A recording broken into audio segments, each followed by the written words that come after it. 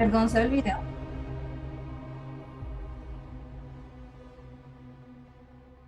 Hello, sí.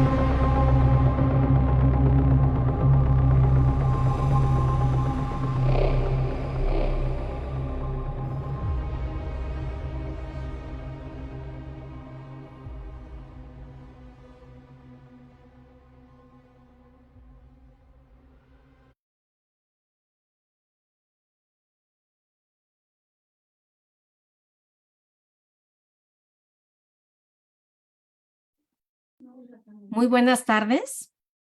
Bienvenidos a nuestra 23ª sesión del Seminario Permanente Sociedad, Cultura y Vida Cotidiana en México. Los invitamos a que nos sigan vía Zoom y por la transmisión simultánea que se está llevando a cabo por Facebook a través de la página Seminario Permanente Sociedad, Cultura y Vida Cotidiana. Antes de iniciar, me permito compartirles unos anuncios en torno a la dinámica que se llevará a cabo en esta sesión.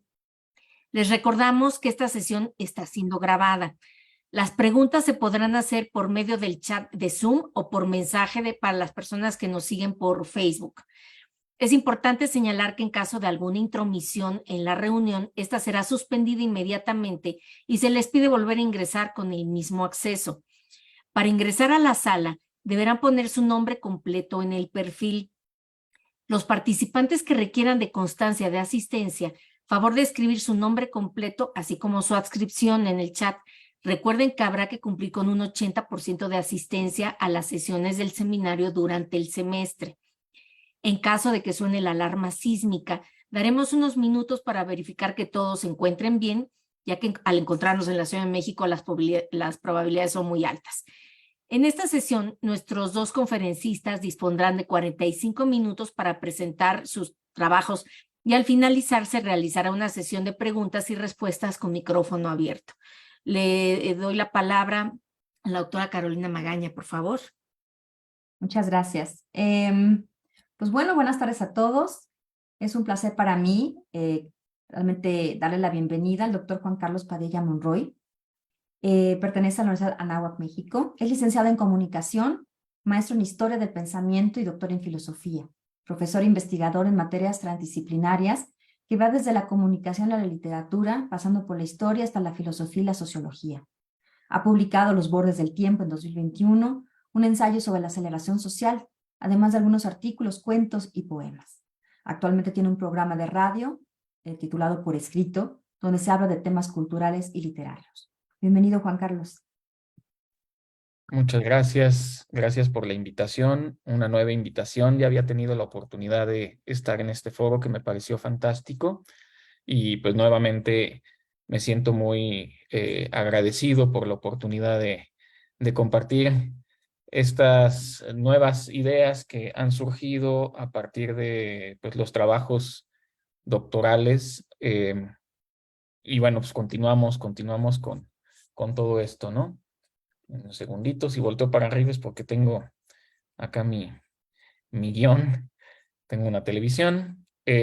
Agradezco mucho al seminario, me parece muy oportuno hablar de vida cotidiana y es un poquito lo que planeo hacer el día de hoy, espero hacerlo de manera adecuada. Lo que quisiera establecer, porque uno ve el título y dice, bueno, caramba, es esto muy grande, es encontrar una vinculación entre la literatura y el arte, pero específicamente literatura, con la aceleración social en una de sus ramificaciones en una de sus categorías específicas, bajo una idea central que es el arte, la literatura tienen una sensibilidad especial que refleja problemáticas sociales, pero parece que se anticipa a ellas. Y lo voy a hacer a través de una obra literaria. No digo que sea desconocida, no lo es. Tampoco es una obra muy conocida ni muy leída, que es de Adolfo Bioy Casares, El diario de la Guerra del Cerdo.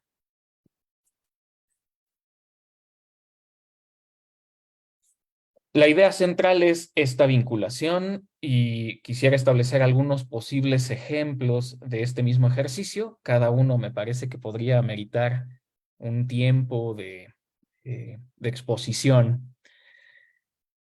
Alicia en el País de las Maravillas da rasgos de entender con muchísima anticipación, por ejemplo, la aceleración social de la que ya he tenido oportunidad de hablar y que voy a hablar también un poco el día de hoy. Un mundo feliz, a través de las pastillas que le dan en la obra literaria de Aldous Huxley a los habitantes de esta utopía, es una forma de sedar a la población que de alguna manera estamos medio viendo a través de ya no ciertas drogas ilegales, sino incluso dentro de las legales mismas. Citar, por supuesto, 1984 de George Orwell, como esta obra que se hablaba más del Big Brother. El Big Brother ya se comercializó, ya se capitalizó. Lo que no se ha capitalizado es el capitalismo de la vigilancia y esta manera nueva en la que estamos viviendo sometidos a ese escrutinio constante, al menos desde la universidad, creo que se puede vivir y se puede argumentar. Hay un cuento de el más joven Carlos Fuentes que se llama El que inventó la pólvora. Este texto me encanta porque parece que anticipa la obsolescencia programada, que es también un tema muy de la vida cotidiana. Pareciera que Carlos Fuentes sabía perfectamente de lo que hablaba. Barber Blay, el escribiente de Herman Melville, habla del síndrome de burnout, que es una enfermedad que recientemente, 2018-2019, ya es considerada una enfermedad. Lo que quiero con esto es un poquito dar a entender que me parece que hay una vinculación muy seria entre literatura y sociedad, vida cotidiana finalmente, donde parece que la sensibilidad del arte y la literatura dan a entender o se dan cuenta mucho antes de problemáticas sociales que se pueden vivir. Un poco repaso de algo que ya he podido platicar en este foro, solo para poder contextualizar. La teoría de la aceleración social de Hartmut Rosa. Este autor alemán, filósofo y sociólogo, se pregunta por la buena vida y por qué no la tenemos. Nos ofrece algunas pistas de por qué vivimos en una sociedad acelerada y pues intenta brindar respuestas y sigue con ese trabajo. Para decirlo de manera resumida, podemos entender la aceleración social como el número de actividades por unidad de tiempo. En el mundo contemporáneo cada vez llevamos a cabo mayor número de actividades en menos tiempo y eso es lo que nos mantiene pues en una crónica problemática que es sentir que nunca nos alcanza el tiempo y vivir con esta prisa, vivir con este estrés, es lo que no permite, al menos en teoría, alcanzar esa buena vida que estamos buscando. Dentro de la obra de el Dr. Rosa hay 3 categorías a partir de las cuales va a ir trabajando. Una de ellas, aceleración tecnológica. Otra, que es la que voy a tocar el día de hoy, es la aceleración del cambio social. Y finalmente, la aceleración del ritmo de la vida. La primera se entiende como una aceleración en la velocidad de los medios de transporte, comunicación y producción. La última como esta sensación de que la vida se nos va entre las manos. Pero la que quiero tocar el día de hoy y relacionar con la obra literaria de La Guerra del Cerdo es que los cambios sociales se producen cada vez con mayor velocidad. De manera muy breve, ¿Cuáles son los efectos y las consecuencias de esta aceleración del cambio social? Bueno, que el día de hoy odiamos perder el tiempo. He estado en estos últimos días trabajando el tema de speedwatching. Para quien no lo ubique, es esta moda que se da gracias a la tecnología en la que podemos incrementar la velocidad de las vistas en videos, desde los streamings con las plataformas Netflix o Amazon o la que fuera, que podemos ver no en velocidad normal, sino acelerarlo a 1.25, a 1.5 o al doble de velocidad para poder ver o escuchar rápido algún contenido que va desde el WhatsApp, porque habla muy lento, o un video en YouTube, porque queremos ver un tutorial, pero no queremos verlo completo y necesitamos acelerarlo. Esta situación que está muy de moda en nuestros días sería un efecto de esta aceleración del cambio social. Programamos constantemente la vida, esta dinámica de evaluar el tiempo de trabajo, el tiempo de familia, el tiempo con los amigos, que pues, se distorsiona un poco, en consecuencias quizá un poco más amplias, el número de empleos que se va a tener en una vida, el incremento en los divorcios por dinámicas aceleratorias, etcétera, etcétera. Hace algunos años convivíamos con algunos servicios de red social que el día de hoy ya no existen. Hoy hablarle a jóvenes universitarios del High Five o de Messenger ya suena muy obsoleto. Y esto le va a pasar a prácticamente todas, ya ni siquiera Twitter se llama Twitter. El cambio social cada vez es más rápido. Los cambios sociales se producen con mayor intensidad y rapidez, y esto lo que puede provocar es una separación cada vez mayor en las generaciones entre los más viejos y los más jóvenes. Y es ahí por donde vamos a entrar al tema literario. Muestro abajo un pequeño mapa de cómo pareciera que los gobiernos en América en general, en América Latina particularmente, nos vamos de un extremo a otro. La aceleración del cambio social nos lleva de las llamadas izquierdas a las llamadas derechas de una manera, como digo yo, me gusta la metáfora, pues como borrachos, ¿no? Dando pasos de un lado para otro con una intensidad cada vez más radical y cada vez más peligrosa. Y esto tiene relación con lo que vamos a platicar a continuación. De manera gráfica, en un minuto, vamos a ver cómo se ha dado esta aceleración del cambio social en temas tecnológicos a partir de un pequeño GIF que tengo preparado.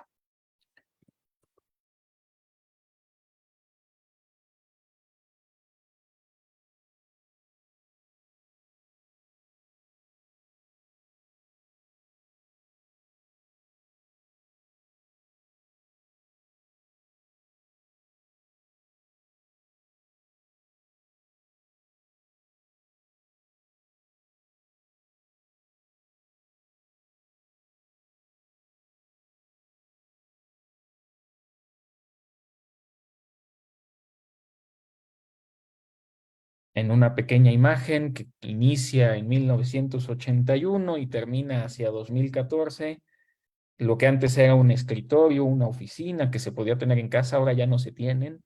Todo va entrando, se va acelerando, cada vez es más rápido. Me parece visualmente muy atractivo. Aquí surge una pregunta.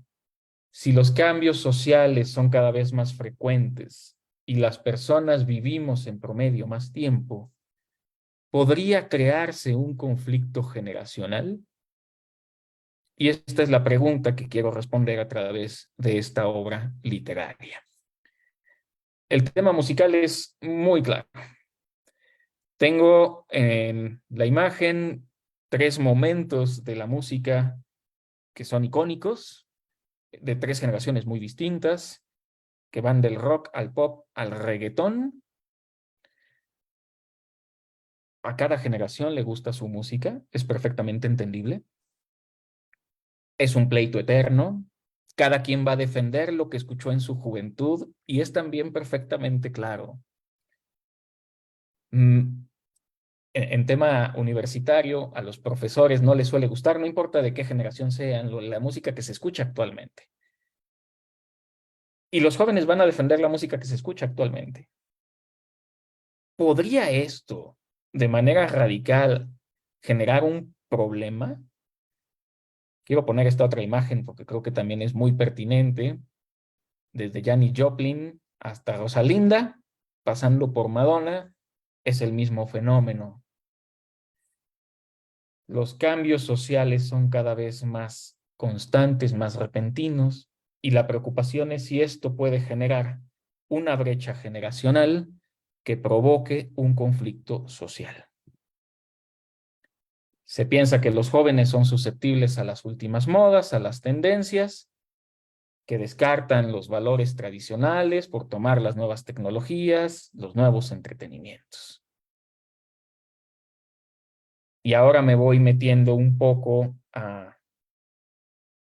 pues a la preocupación académica finalmente. Me parece que todo el mundo debe ubicar, o la mayoría, a Greta Thunberg, quien hizo un reclamo a nivel mundial, en un foro internacional. Y algunos autores nos dicen, bueno, es que no es un problema de generaciones. Y quizá tengan razón, vamos a ir trabajando ello.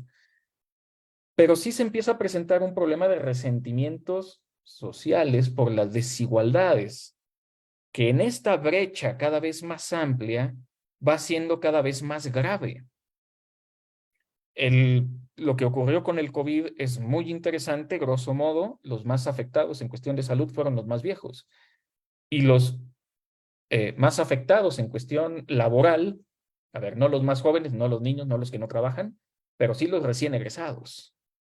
Y esto produce un resentimiento, que es lo que vamos a estar trabajando. Tengo la convicción de que pronto, espero pronto vaya cambiando el tema del gobierno, desde Donald Trump, pasando por Biden, los gobernantes en América Latina, aquí mismo en México, pertenecen casi todos a la misma generación. Y esta generación parece velar por intereses muy concretos, y no son los intereses, o no parecieran ser los intereses, de las generaciones más jóvenes.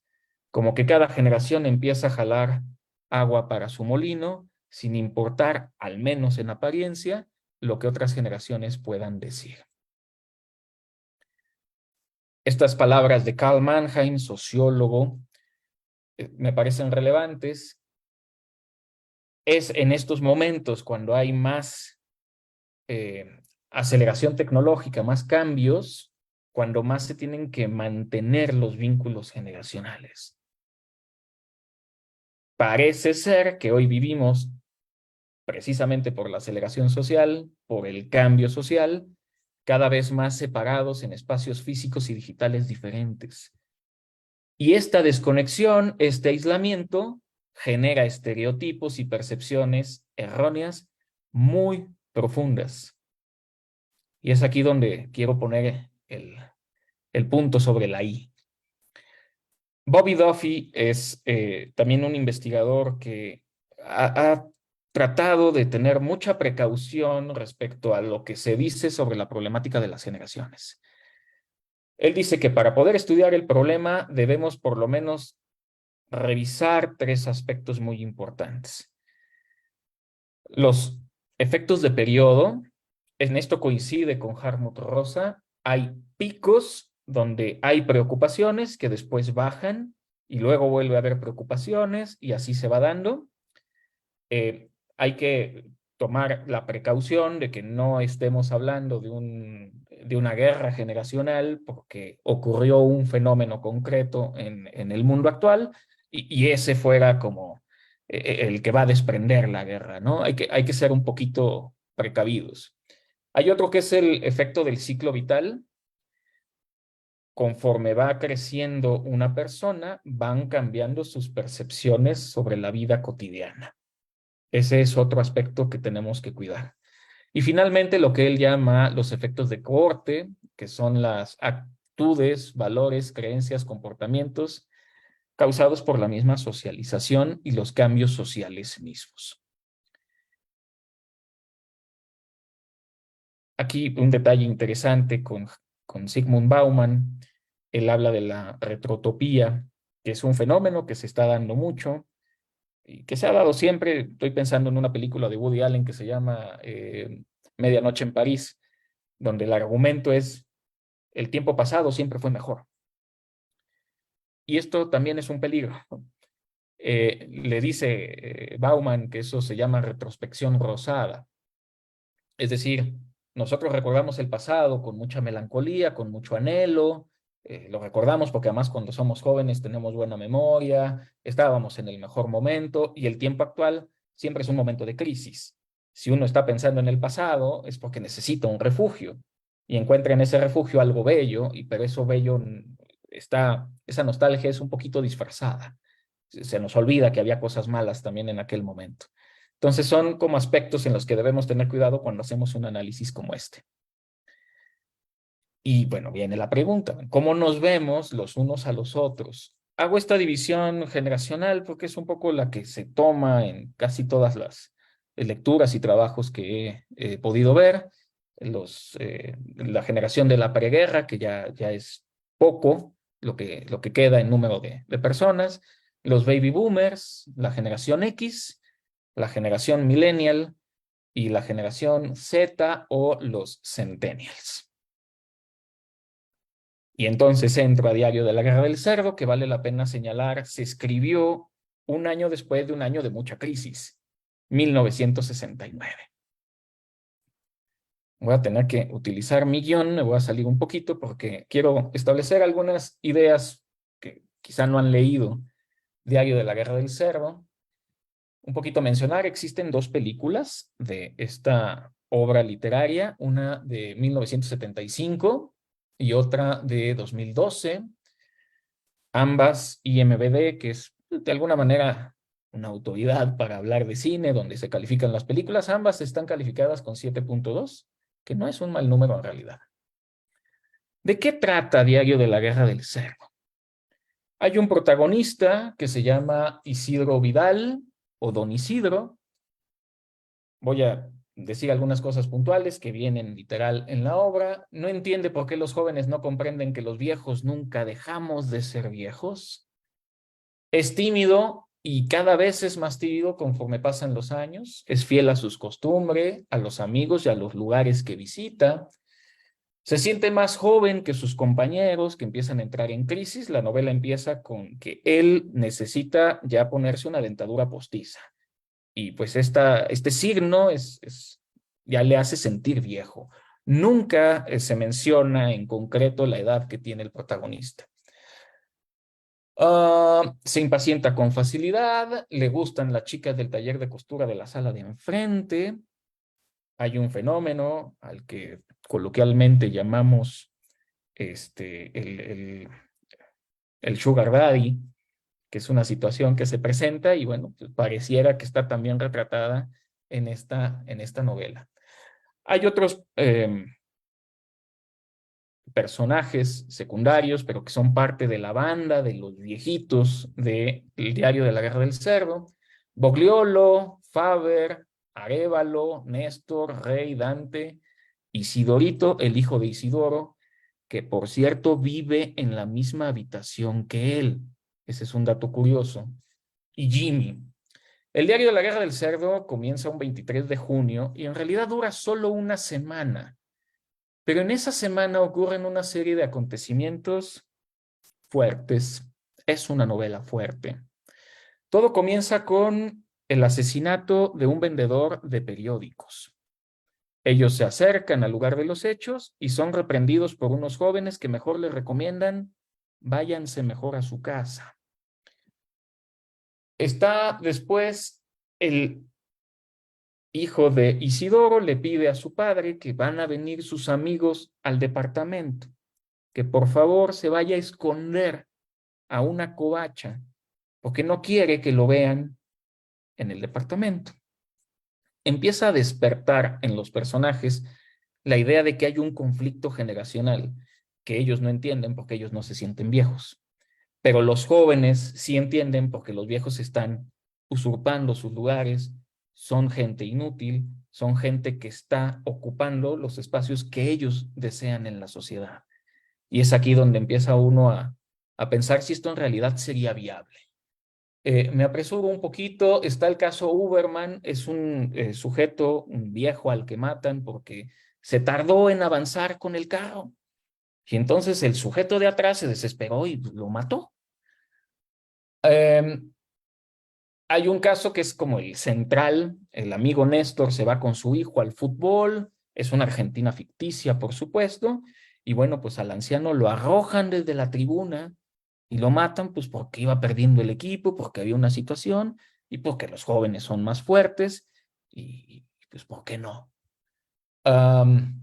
Empieza a haber amenazas para el grupo, de repente desaparece uno de ellos, se habla de hacer una manifestación, unos dicen sí, otros dicen no, porque vamos a hacer carne de cañón. En fin, a otro de los amigos lo golpean, hay que irlo a ver al hospital, y todo termina con una explosión de una bomba en un asilo para ancianos. Es un resumen muy somero de lo que ocurre en la Guerra del Cerdo. Esta guerra que enfrenta a los más viejos con los más jóvenes en una sociedad. Uno lee la novela y se queda estupefacto, y entonces empiezan las preocupaciones académicas. ¿Sería esto posible?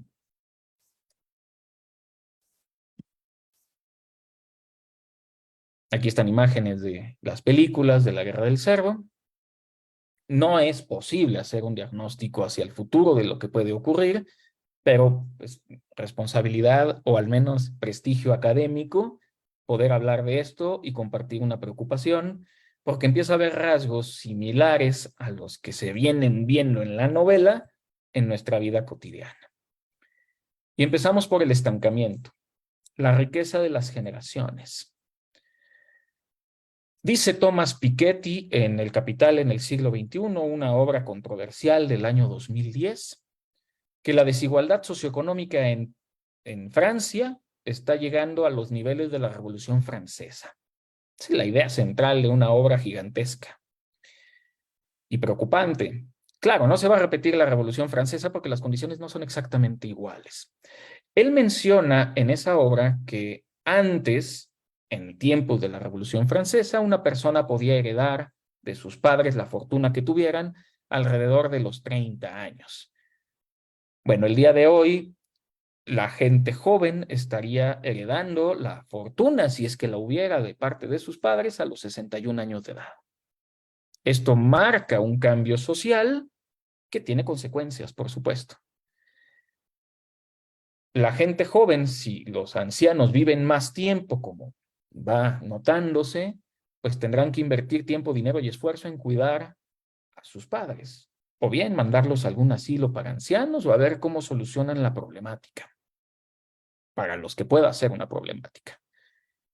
Por otro lado, en Estados Unidos muy particularmente, y recomiendo una película documental que se llama Ivory Tower, el endeudamiento de parte de los estudiantes para poder tener acceso a esa educación que les permite tener acceso a los empleos.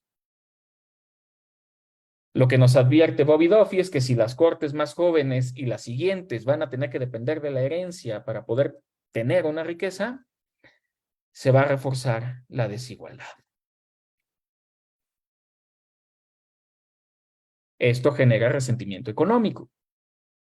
Esta es una idea muy metida en la cabeza de los millennials. De alguna forma es lo que refleja Greta Thunberg en ese discurso que si no fue de odio, fue de reclamo. Y yo no estoy tratando de ver si tiene o no razón con lo que dice.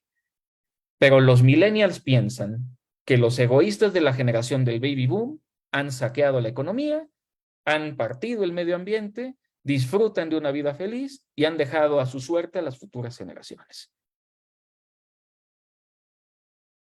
Y hay prueba de ello. 2 libros de más o menos reciente publicación de millennials que escriben contra la generación del baby boom hablando, diciendo que son sociópatas, diciendo que han robado el futuro de la economía de los millennials. Sé que este tema le preocupa a Carolina, lo platicamos en algún momento y yo le prometí que lo íbamos a ver el día de hoy. Nos han educado a las generaciones más jóvenes bajo la idea de que es importante tener un capital, de tener nuestra propia casa. Y suena bien. El problema es que se dispararon los precios. Se triplicaron entre 1970 y 2019. 256% dice en Irlanda. Perdón que no tenga datos de México. En México, desgraciadamente, no se hace investigación como Dios manda. Para darnos una idea, a la edad de 20 años, la generación del baby boom, solo el 11% de la gente rentaba en 1984. 16 años después, en 1999, año 2000, la generación X, a sus 20 años, el 22% tiene que rentar. Para la generación millennial se ha duplicado en 16 años. Para 2016, a la edad de 20 años, 44%. No hay datos todavía porque no los tenemos todavía. ¿Qué va a ocurrir con los centennials? Duplicarlo sería 88%. ¿Cómo van a salir de casa de sus papás? Y esto, ¿qué puede generar en las diferencias de edades? Las personas de mediana edad reducirán su probabilidad de comprar una casa y rentarán hasta jubilarse. Y esto va a representar un problema social durísimo. En México nadie le está entrando a este problema, al tema de las pensiones, al tema de las viviendas, y los departamentos cada vez más pequeños y cada vez más caros.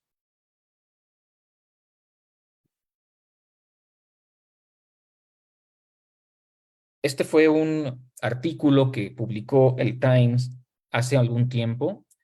Recuerdo haberlo leído, me dejó mucho que pensar, me lo reencuentro ahora, la generación del yo,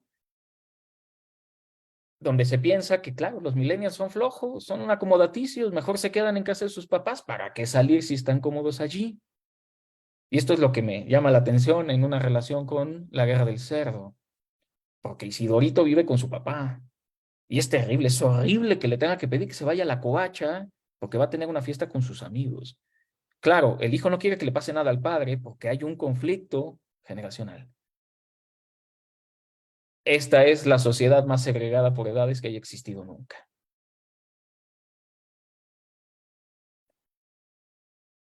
Si esto se empieza a dar y esto se empieza a notar, ¿será posible impedir que la gente intente, ya por desesperación, derribar el sistema de manera violenta? Porque además quienes ostentan el poder en este momento pertenecen claramente a una generación, no solo en México, en casi todo el mundo. Lo dejo un poco sobre la mesa, es una preocupación. ¿Cuáles son las expectativas que se tienen? Bueno, el día de hoy vivimos en una sociedad donde los costos de la educación son impagables. En Estados Unidos es muy claro, hay mucha más evidencia de ello. Aquí en México, bueno, por supuesto existe la escuela pública. En la escuela privada esto se está volviendo impagable. Se piensa que los trabajadores jóvenes son perezosos y desleales. ¿Será eso o será otra cosa? Estos son esos prejuicios que la sociedad ha estado adoptando, que los medios tienen mucho, tienen su parte de culpa de cómo nos vemos los unos a los otros, porque además les gusta alentar estas diferencias y se hacen memes y se escribe mucho sobre todo esto, pero es una realidad. A ver, por hablar específicamente del costo de la educación, en Estados Unidos, en la década de los 40, 50, $6,000 era lo que se podía pagar anualmente. Ahora se paga 20,000. Es una distancia muy grande. En México, en la universidad privada, el costo de los créditos se ha duplicado de 2014 a 2023. Es muy caro. Solo para aspirar a tener una licenciatura que permite la posibilidad de aspirar a un puesto mejor de trabajo, mejor remunerado. Esto es lo que empieza a separar realmente a unas generaciones de otras. desgraciadamente es algo que solo se puede ver en el tiempo y solo se puede estudiar con el tiempo. Bueno, evidentemente, y esto también es una problemática de otra índole, pero cada generación está más educada que la anterior y esto provoca competencia entre generaciones. Esto es algo que quizá la universidad pública sufre más porque, claro, la gente que trabaja específicamente en la universidad no quiere perder su puesto de trabajo independientemente de la edad y empieza a impedir que los que vienen abajo empujen y empujen, pero la cantidad de personas por cuestión demográfica es cada vez mayor y esto provoca conflictos intergeneracionales donde pues, unos le echan la culpa a otros y dicen cosas de los otros. En temas de desempleo, hay datos también interesantes. Yo sé que no son datos muy concretos de México, por eso es una preocupación y no una investigación. Este es interesante respecto a cómo las mujeres han ido entrando al campo laboral. Esto está tomado de datos canadienses. De 1941 a 2016, el incremento de personas, de mujeres trabajando o en la vida laboral, pues tiene un incremento fuerte. Y esto, pues evidentemente, trastoca pues todo el sistema laboral, específicamente en Canadá, pero si hay una tendencia en Canadá, será relativamente diferente en los países, pero es una tendencia. Claro, los empleos de los jóvenes son los menos seguros. La crisis del 2008 lo demostró, porque fueron los jóvenes los primeros en ser despedidos, y con el COVID-19 ocurrió el mismo fenómeno. Esto es bien interesante porque se dice de los millennials que no quieren trabajar y que por eso se cambian con mucha frecuencia de trabajo, y de los centennials ni se diga. Si no hay trabajo en casa, no quieren trabajar. Eso es lo que se dice. Pero claro, cada vez hay menos posibilidades. Ahí dice que del 20 al 25% menos de probabilidad de cambiar de un trabajo voluntariamente. ¿Por qué? Porque la necesidad impera. Y esto va a tener consecuencias también sociales durísimas, porque uno puede ser infeliz en el trabajo y va a tener que aguantarse porque no le va a quedar de otra.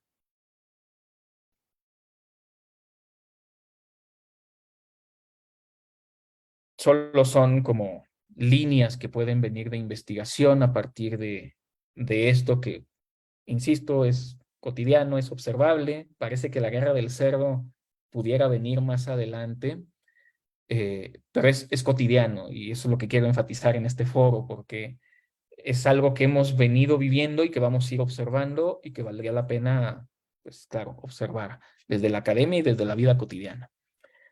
Hay una presión por ser feliz, que cuando no lo sentimos, pues produce frustración y esto puede llevar al suicidio.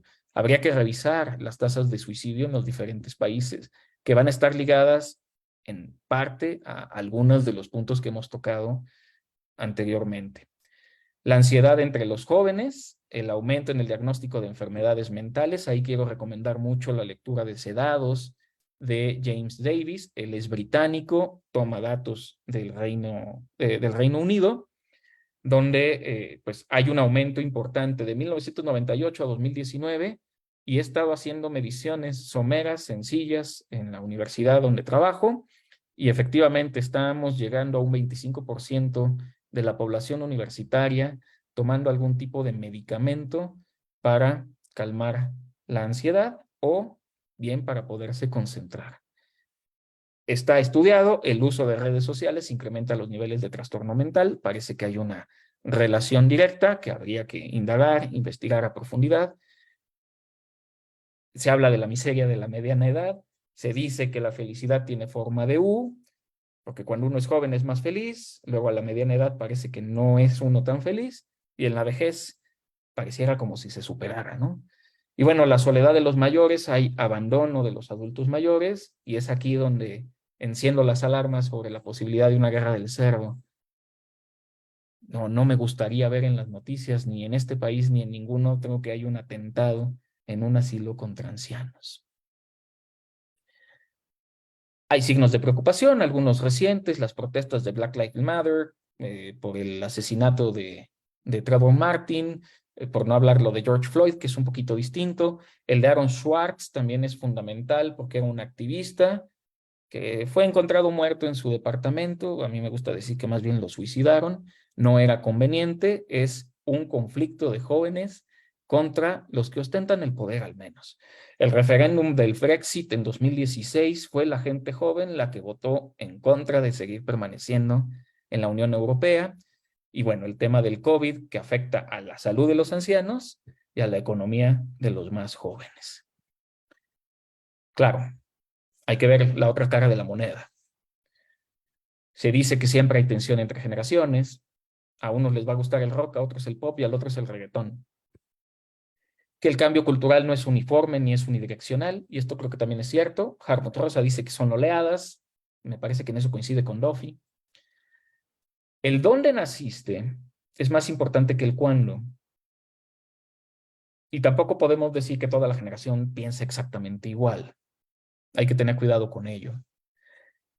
Se dice que la relación de los padres y los abuelos no puede acabar en una guerra. Claro, no estamos hablando de broncas familiares, que sí las hay. Más bien de broncas generacionales. Claro que hay cariño. Y aquí una cosa que yo sí observé de manera positiva en tiempos de COVID es que el COVID permitió a la generación joven enseñarle a la generación de los más grandes a usar la tecnología. Y eso acercó también a las generaciones en lo que parecería un efecto resorte. Ese es quizá el efecto más positivo que he podido encontrar en tiempos de esta crisis por COVID. Que los jóvenes vayan a vivir más tiempo con los papás es una estrategia y es sensata. Porque si los obligamos a salir de casa o bien se salen con lo poco que ganan, la verdad es que el diagnóstico no es muy positivo, al menos no en este país.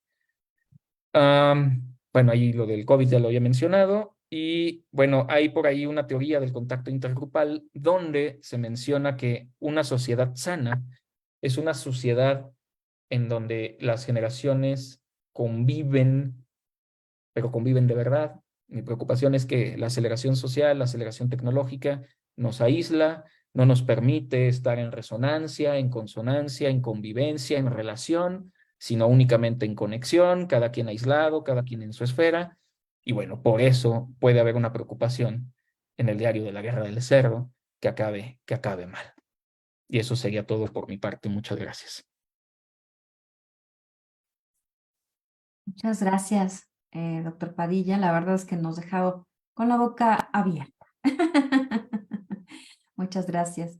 Le cedo la palabra a la doctora Elisa García. Gracias. Bueno, a continuación vamos a presentar a nuestro siguiente ponente. Permítanme un momento para compartir la presentación.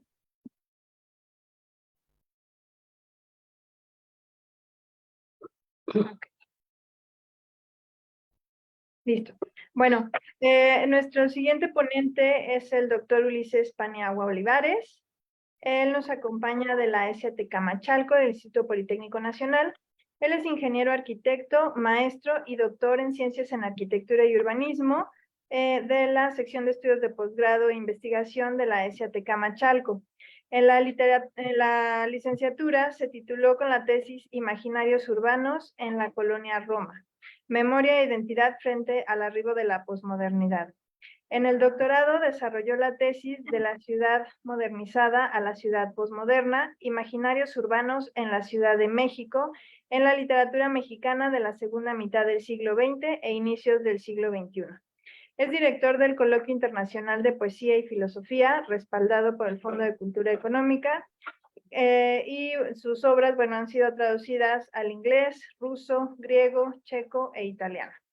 Bueno, sin más, le damos la más cordial bienvenida al doctor Ulises Paniagua y bueno, estaré cediéndole los micrófonos. Gracias. Ahí estoy, ¿verdad?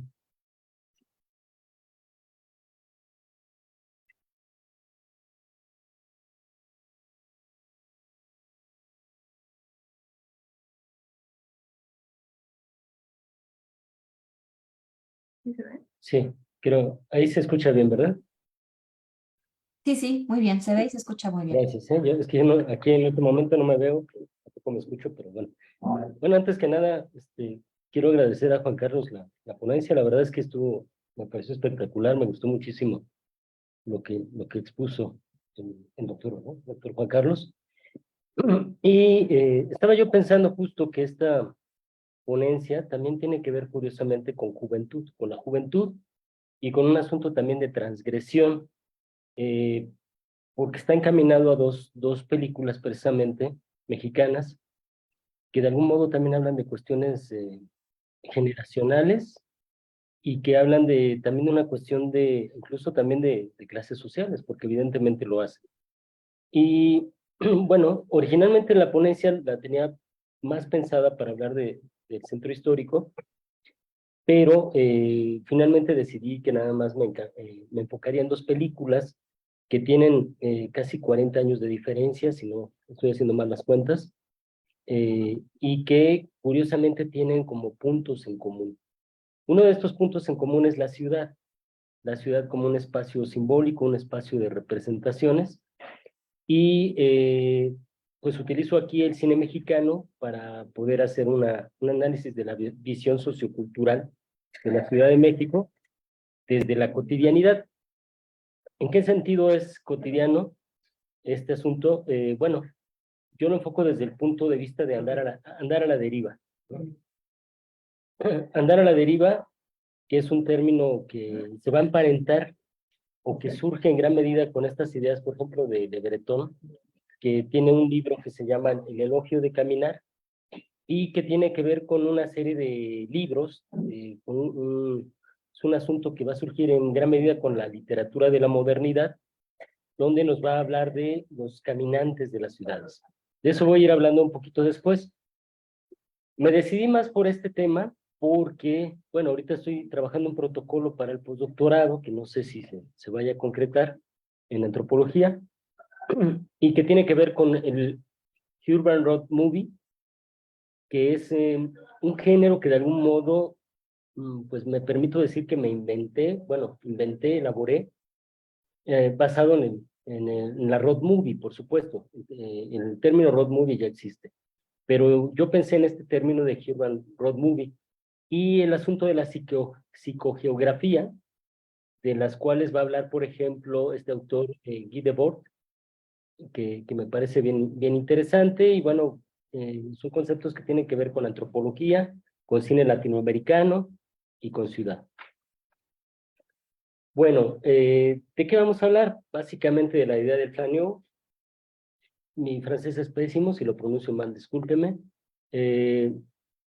Y que tiene que ver con esta idea de las personas que recorren las ciudades a la deriva, al azar, para cuando aparece la modernidad, en esta búsqueda de la estética urbana. Así como Le Breton habla del elogio de caminar y cómo a mucha gente le produce placer el caminar, por ejemplo, en el campo, en el momento en el que llega la modernidad empezamos a encontrar esta fenomenología de el gusto de salir a contemplar los paisajes, pero ya no son paisajes naturales, sino paisajes urbanos construidos por el ser humano, paraísos artificiales de algún modo, como diría Baudelaire.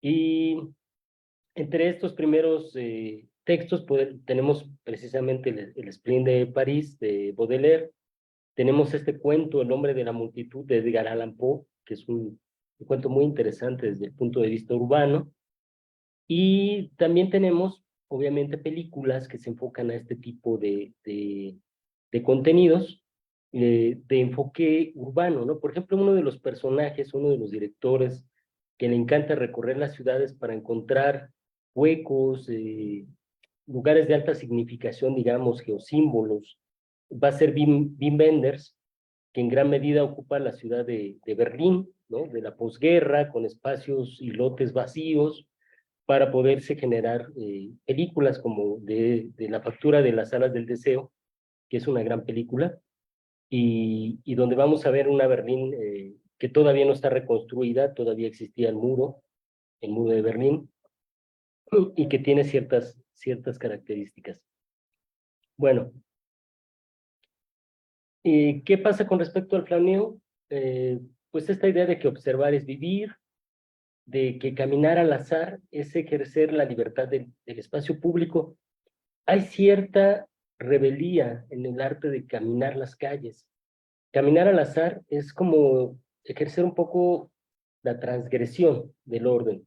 Si la modernidad va a ser el orden, caminar las calles se vuelve un asunto incluso que se puede, justamente con respecto a la cotidianidad, se puede estar recorriendo cotidianamente las calles para ver qué se encuentra, qué símbolos, qué situaciones, como diría Katia Mandoki, ¿no? Qué tipo de esta poética aristotélica, que no es precisamente la poética, es la que podemos encontrar en las ciudades. El neonómada es un personaje que debe su origen en la modernidad, como lo comentaba. Ya hablaba de Walter Benjamin, de Edgar Allan Poe, y con la posmodernidad vamos a tener una figura que se transforma. El cuento de Edgar Allan Poe, El hombre de la multitud, es de 1840, es viejísimo.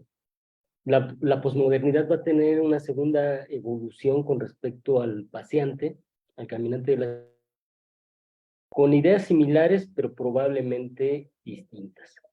En esta posmodernidad ya nos vamos a encontrar, por ejemplo, con una idea del situacionismo que surge a finales de los años 50. Se realiza una internacional situacionista, ¿no? Con tendencias en esa época de algún modo marxistas, que mantuvo una actividad hasta su autodisolución en 1972. Era un grupo heterogéneo de pensadores y de artistas revolucionarios. El principal personaje era Guy Debord, y que tenían como, eran cercanos al surrealismo, y que tenían como consigna este asunto de las calles, ¿no? Del recorrido de las calles. Se va a ligar a los movimientos parisinos de mayo del 68, y también vamos a ver cierta correspondencia con el 68 de México. Esta juventud, ahora que hablaba el doctor Juan Carlos de las juventudes y los movimientos revolucionarios con respecto a las juventudes, los vamos a ver reflejados en este tipo de películas, y los vemos reflejados en el movimiento situacionista. El pensamiento situacionista es una reacción contra un mundo encorsetado, contra la ciudad reglada y aburrida. Es combativo con lo que se consideró un modelo social enquistado. El mejor ejemplo de este tipo de literatura, incluso, porque también se produce literatura así, es Rayuela, de Julio Cortázar. Rayuela de Julio Cortázar es una novela situacionista, ¿no? Este asunto de que Oliverio y la maga andaban sin saber que se encontrarían, para encontrarse, como dice la novela, en otras palabras, ¿no? No lo estoy diciendo exactamente como lo dice la cita. Nos permite entender una ciudad donde se puede hacer recorridos al azar, y que en algún punto dado, como en una especie de entropía, ¿no? Estos puntos que andan moviéndose por diferentes direcciones pueden en algún momento dado coincidir. Rayuela es el mejor ejemplo de este situacionismo, porque además Rayuela tiene el plus de que sitúa dos ciudades como si fueran la misma ciudad. Hace un paralelo entre Buenos Aires y París. Cortázar logra que París se vuelva Buenos Aires, y Buenos Aires París. Es decir, que las ciudades que habitamos no solamente viven en nosotros, sino que viven en la memoria. Las ciudades son habitadas por la memoria de los ciudadanos. Y bueno, antes de entrar un poco ya en los casos de estudio, quiero hablar, aquí sí perdónenme, mi pronunciación es peor todavía. La Flanis, la mujer que es la Flanis, es la paciente silenciada en la literatura. Es decir, en la ciudad vemos la figura de, por ejemplo, de Charles Baudelaire.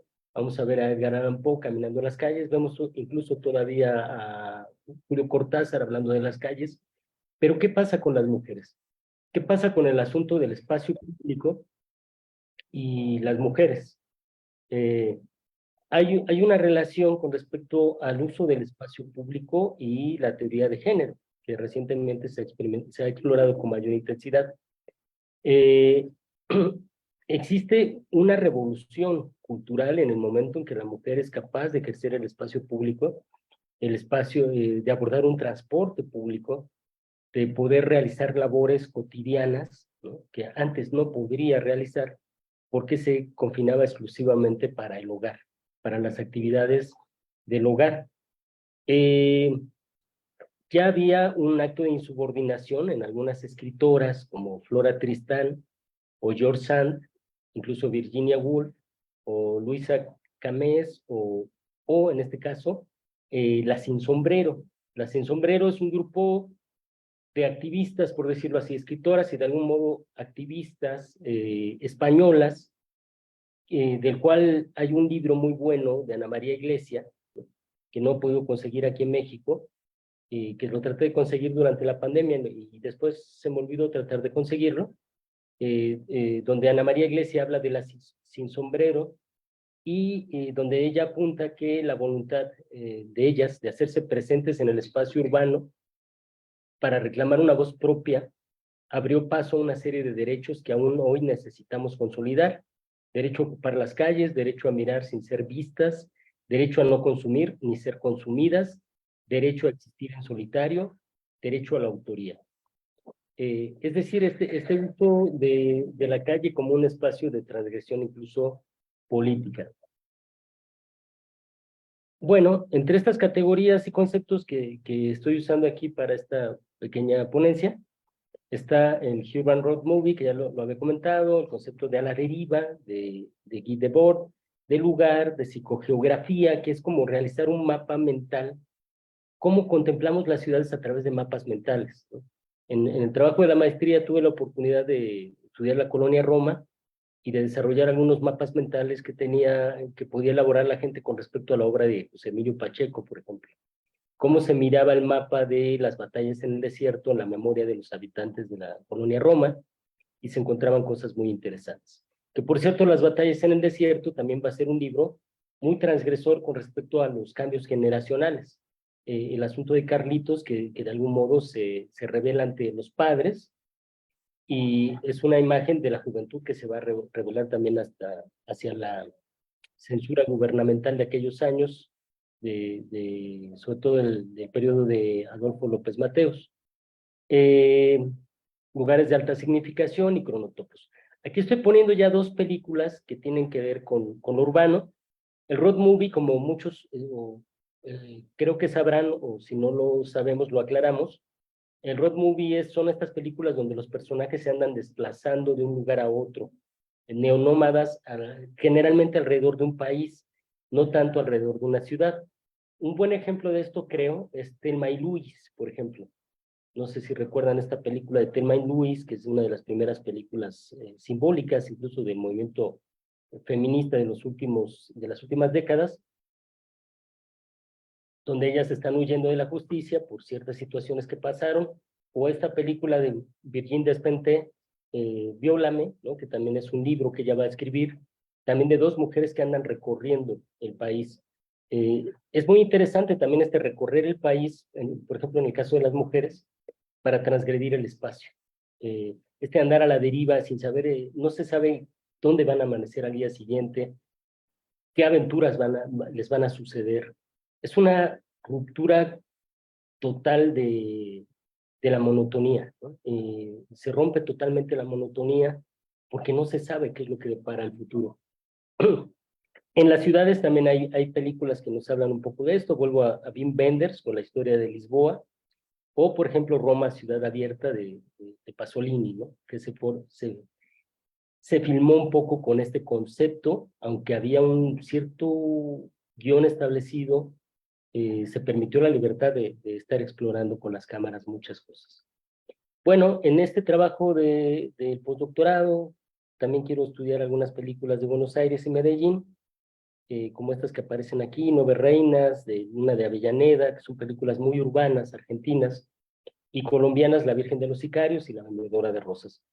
Lo que yo encontré, que me llama mucho la atención, es que tal vez no he investigado todavía suficiente, pero no encuentro películas similares a Los Caifanes o a Güeros, es decir, urban road movies dentro de estas ciudades. Sí hay un cine latinoamericano urbano, sí se ven cuestiones urbanas casi siempre que tienen que ver con cierta marginalidad o clandestinidad, pero no vemos a los personajes andar toda una noche o una serie de, sí, prácticamente una noche, un día, alrededor de la ciudad, en aventuras urbanas. Esto solo lo he encontrado, curiosamente, en la Ciudad de México, ¿no? Si alguien por ahí tiene algún otro dato de alguna película norteamericana, hay algunas así un poco más comerciales, pero con estas características específicamente solamente las encuentro aquí en México. Como les comentaba, la Urban Road Movie, que también, por ejemplo, La Dolce Vita de Federico Fellini tiene una parte de esto, no toda la película, pero una parte donde los personajes están teniendo como aventuras alrededor de la ciudad, a ciertas aventuras diurnas o nocturnas, y las Urban Road Movies son cintas que poseerían las características también de la novela urbana sobre el camino, ¿no? Tenemos este ejemplo de Jack Kerouac, de la novela de En el Camino, o En el Camino, digamos, lo podemos traducir así, que se va a instaurar con la generación Beat, pero aquí también tenemos una novela urbana, que de esta no estoy hablando, pero ya existe una novela urbana también, novelas donde hay aventuras, por ejemplo, Los Detectives Salvajes de Roberto Bolaño, que son novelas que van a hablar de ciertas aventuras de los personajes dentro de la ciudad, donde muchas veces andan a la deriva.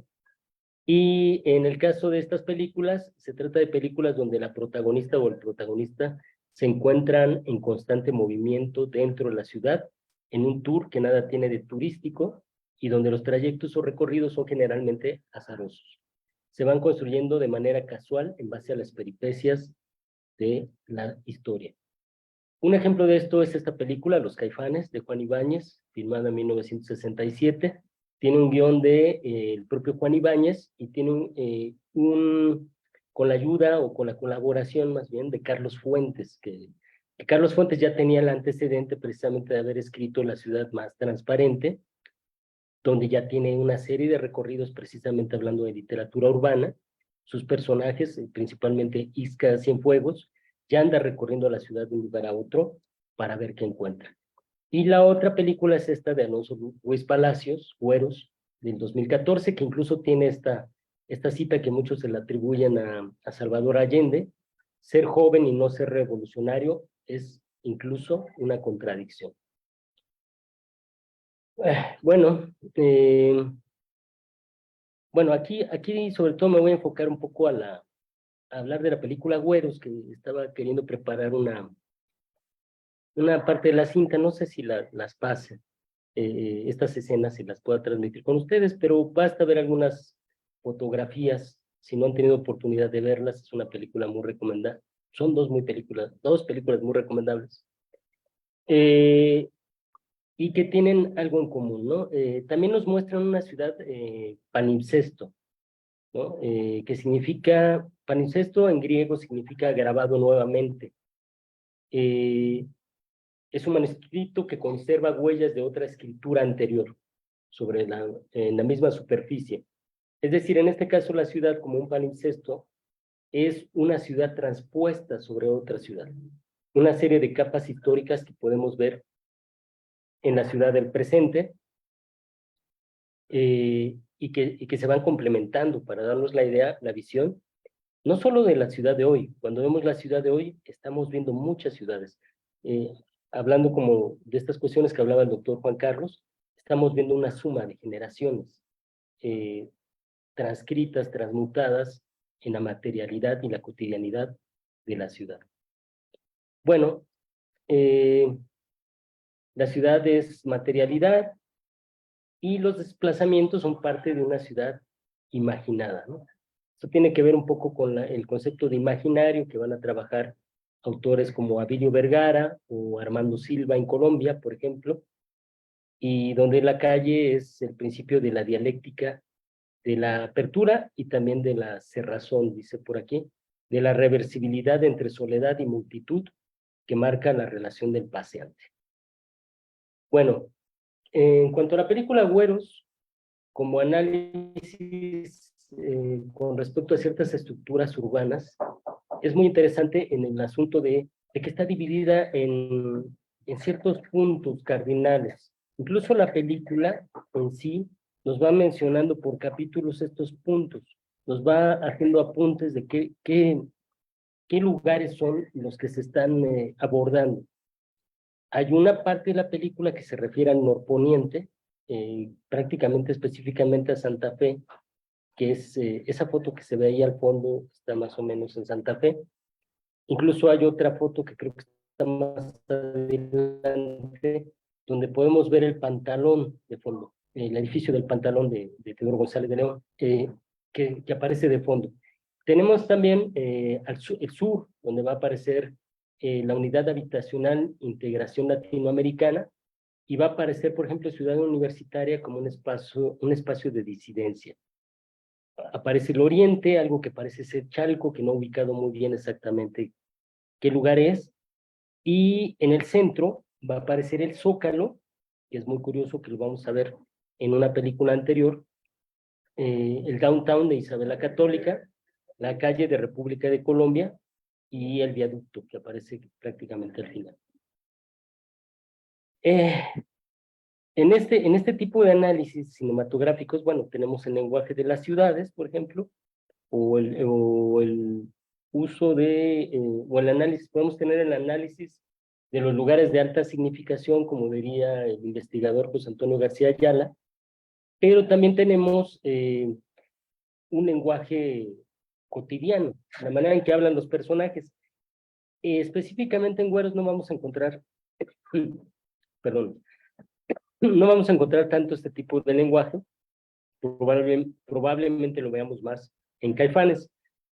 Los Caifanes, porque Güeros, aunque es una película transgresora, la condición de estos personajes es más como de clase media,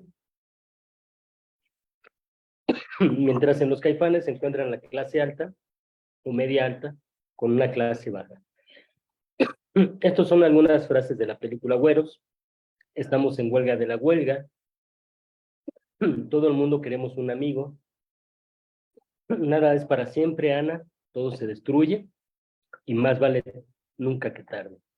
Esta es una escena donde los personajes llegan a este lugar cercano a Santa Fe, se meten por una calle equivocada, encuentran un grupo de personas que están jugando fútbol, que prácticamente los asaltan, por decirlo así, de algún modo, porque los obligan a comprarles unas cervezas, y hasta que los personajes finalmente logran escapar muy amablemente de ellos, o de él, más bien, porque solo es un personaje.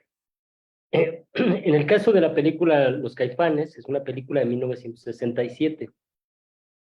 Los Caifanes es previa al movimiento de Tlatelolco del 68. Aquí seguramente ya se estaba manejando un asunto de situacionismo, esta idea de transgresión, de salir a la calle para desacralizar el espacio público, y esto se hacía a través de la juventud, ¿no? Habría que recordar, hablando de generaciones, que prácticamente las generaciones anteriores a estas, al movimiento del rock and roll, por ejemplo, de los años 50, o incluso en el jazz ya empezaba a manifestarse la juventud en la era del jazz, en esta época de Fitzgerald, del Gran Gatsby, se empiezan a producir movimientos donde las juventudes ya son capaces de expresar lo que quieren, de tomar las calles, de vivir en las noches, de vivir la noche como un acto de transgresión casi política o cultural. Anteriormente, los jóvenes eran una especie de adultos, ¿no? De adultos pequeños, digamos, ¿no? Los niños eran como pequeños adultos y no se notaba tanto este cambio generacional porque no era permitido de todo manifestar ciertas ideas de juventud. Una persona de 30 años o de 25 años incluso se convertía automáticamente en un señor o en una señora. En los Caifanes también vamos a ver puntos cardinales. Es curioso que en eso se parecen las dos películas. Va a aparecer San Ángel, más bien aparece propiamente Chimalistac en la película, es más bien el barrio de Chimalistac, el ex convento de Churubusco. Va a aparecer también el centro poniente, curiosamente como va a aparecer en Güeros en el 2014. Aparece la avenida Reforma, que también aparece en Güeros, pero aquí aparece la Diana Cazadora. En Güeros va a aparecer el Ángel de la Independencia, y en Los Caifanes aparece la Diana Cazadora, que si ustedes han visto la película o recuerdan, los Caifanes van a vestir, ¿no? Porque la Diana Cazadora está desnuda, entonces ellos le ponen ropa, lo cual también se vuelve cinematográficamente, artísticamente, un acto de absoluta rebeldía, sobre todo para esta época. Eran más o menos los tiempos donde venía saliendo el regente Uruchurtu, ¿no? El considerado el regente de hierro, que había cerrado teatros, que había cerrado cabarets y que se cuidaba de mantener una vida puritana de la ciudad. Y en el centro vamos a tener la Plaza de la Santa Veracruz, va a aparecer el Zócalo, igual que aparece en Güeros, la calle de República de Guatemala y la Alameda.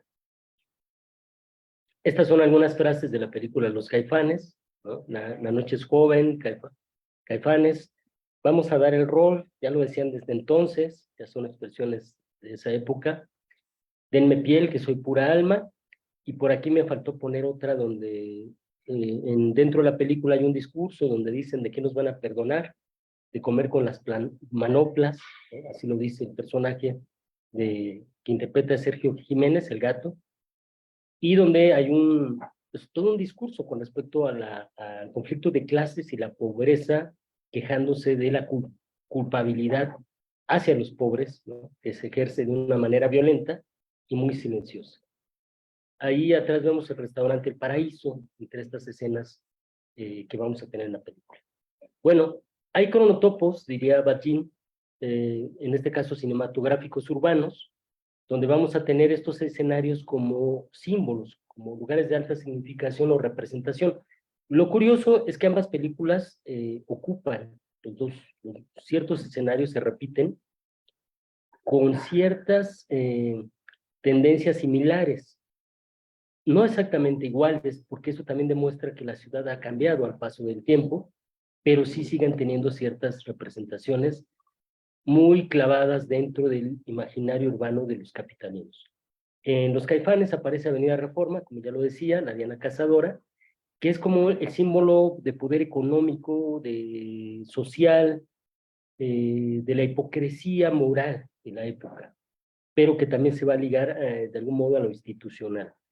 Y en Los Caifanes está el Zócalo capitalino, que es el símbolo de poder político indiscutiblemente en esa época, que ya tenía una plancha, todavía no existía la asta bandera, si no mal recuerdo, y donde ellos van a dejar una carroza funeraria justo en el centro de la plancha para echarse a correr a diferentes lugares, en un acto de subversión, de subversión a este asunto, como una especie de travesura que cobra un significado político al dejar la carroza funeraria enfrente del Palacio Nacional, ¿no? Y que incluso podría ser hasta casi una premonición de lo que ocurriría un año después, en ese conflicto de juventud y poder. En Güeros aparece el downtown de Isabel la Católica, que también es un símbolo de poder económico, de estatus, de glamour, donde estos personajes se atreven a meterse a una alberca cuando se supone que está prohibido, entre comillas. Ellos se quejan y dicen para esto son las albercas, para meterse a nadar, ¿no? Aquí es cuando aparece el famoso diálogo donde a ellos los hacen salir de la alberca, y uno de estos personajes, Santos, los llaman güeros, y él realmente sí podría encajar dentro de este estereotipo de decir güero, pero él se revela a ser un güero, ¿no? Tal vez porque se siente parte de esta clandestinidad, de esta manada. Hay otros personajes como Tenoch Huerta, por ejemplo, que luego se ha vuelto un poco un asunto, él mismo, como un asunto simbólico en diversos aspectos, pero entre ellos de este asunto del poder prieto que decía él en algún libro.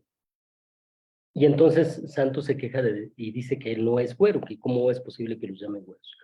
Aparece Ciudad Universitaria, que es como una zona de disidencia. Vamos a ver una huelga, ¿no? Que son muy comunes en CEU, por lo menos ha habido en las últimas décadas 2 grandes huelgas. Acá hay una huelga imaginaria y no tan imaginaria, donde hay campamentos dentro de las facultades. Se ve la Facultad de Filosofía y Letras entre ellas, y está el Oriente, que es un sinónimo de marginalidad. Está Avenida Reforma, que aparece el Ángel de la Independencia como un símbolo de poder institucional, Y también aparece el Zócalo capitalino, aunque aquí no aparece tanto como un símbolo de transgresión política, sino que tanto Avenida Reforma, el ángel, que no es un ángel, sino un aniqué, ¿no? No es realmente un ángel de la independencia, sino un aniqué, una figura de la victoria que van a manejar los griegos, igual que ocurre en las salas del deseo de Wim Wenders y que aparece en Berlín.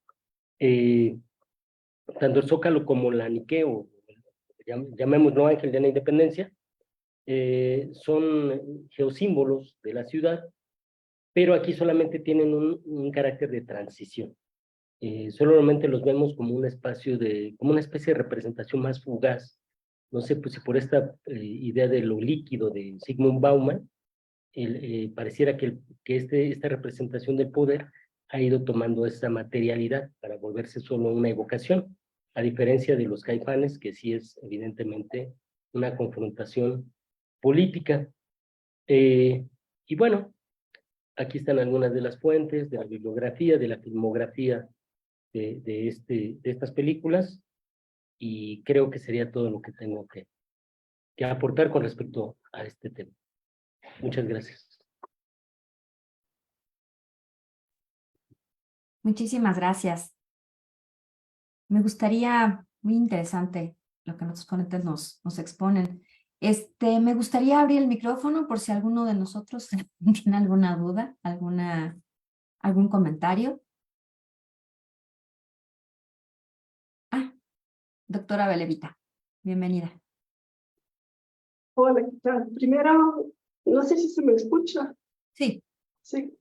Hola, bienvenidos a todos los que nos hemos reunido el día de hoy y muchas felicidades a los dos ponentes. Y creo que tengo una pregunta, un poquito la voy a matizar a los dos. De verdad, felicidades por todo el aparato crítico y teórico, cómo lo aplica. Entonces, primero para mi colega Juan Carlos, felicidades. La pregunta es, en ese abordaje del conflicto intergeneracional, la celebración social, y más que nada llevándolo al terreno de lo literario, también creo que es algo que sigue muy vigente en la actualidad. Primero, excelente cómo se reactualiza la importancia de esta obra.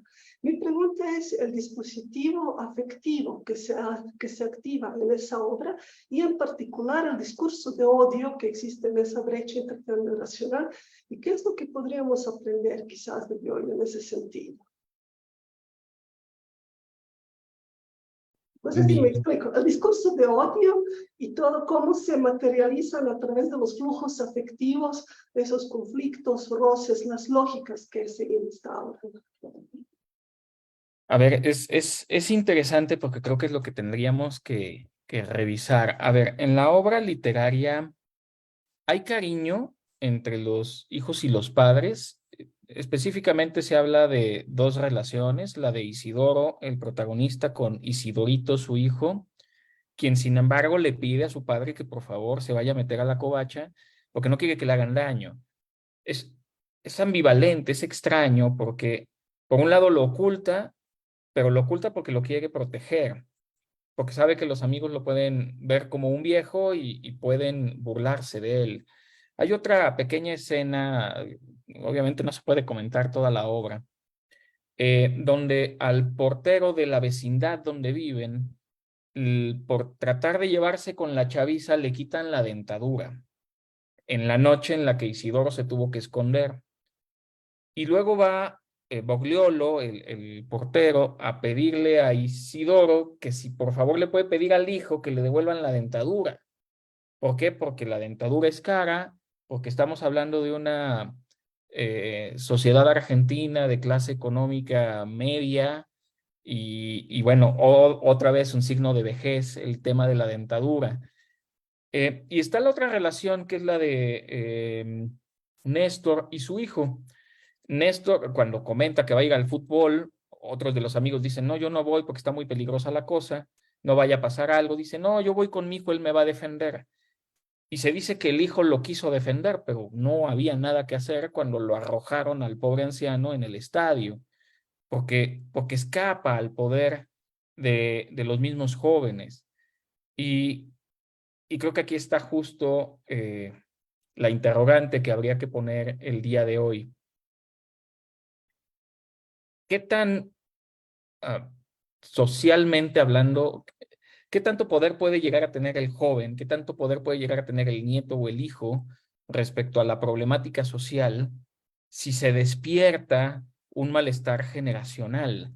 Vaya, me queda claro que Greta Thunberg no iba a agarrarse a golpes con nadie en el foro, porque además es un foro internacional, pero si de repente se empiezan a dar estos matices que de repente ocurren un poco en las cámaras políticas, ¿no? Veo con la esperanza, la luz que veo un poco al final del túnel, tiene que ver con lo de la teoría intergeneracional. Si de verdad empieza a haber un conflicto o si de verdad podemos educar en el reencuentro de las generaciones, entonces puede ver con mucha esperanza. Mi preocupación es el mundo social contemporáneo y sistémicamente lo que está diciendo es, lo puedes hacer tú solo, está individualizado, estás aislado, no sabes tomar decisiones y las conexiones nos apartan de las relaciones.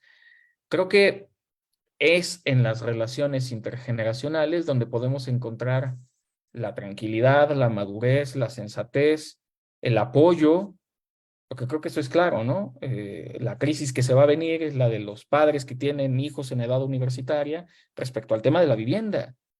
Y cómo pueda una generación relacionarse con la otra, comprender la situación que se está viviendo en el país y en el mundo, es donde puede darse pues estas sinergias importantes, necesarias, creativas, que curiosamente en la obra no se encuentran, aunque se llevan bien entre ellos y que puede escapar de las manos. Es un poquito como esa preocupación, esa derivación que puede encontrar en la relación de una actualización de esa obra. No sé si más o menos logro responder la pregunta. No, claro que sí, además siempre complejizando y abriendo, no es que sea una, sino por donde más se suele, de verdad. Súper, muchas gracias.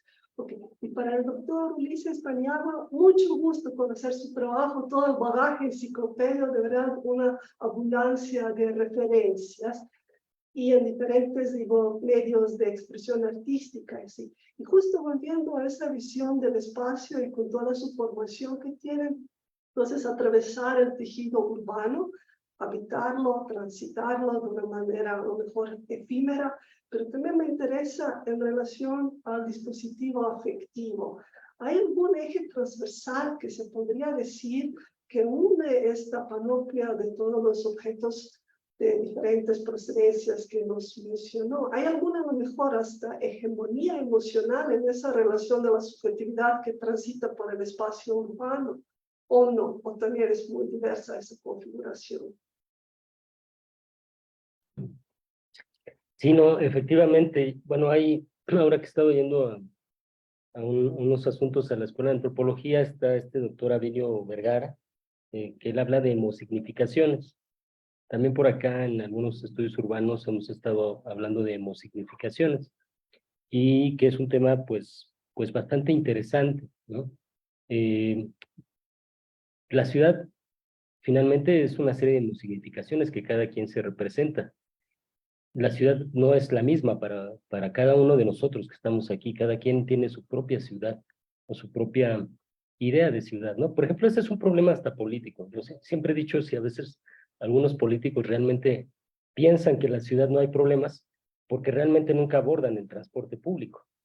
Si yo no utilizo el transporte público y solo utilizo ciertos medios, pues, la ciudad me parece maravillosa. Me vuelvo un turista de la ciudad. Pero si soy un usuario cotidiano del transporte público, la ciudad me puede parecer un infierno. Entonces las hemosignificaciones son muy distintas, ¿no?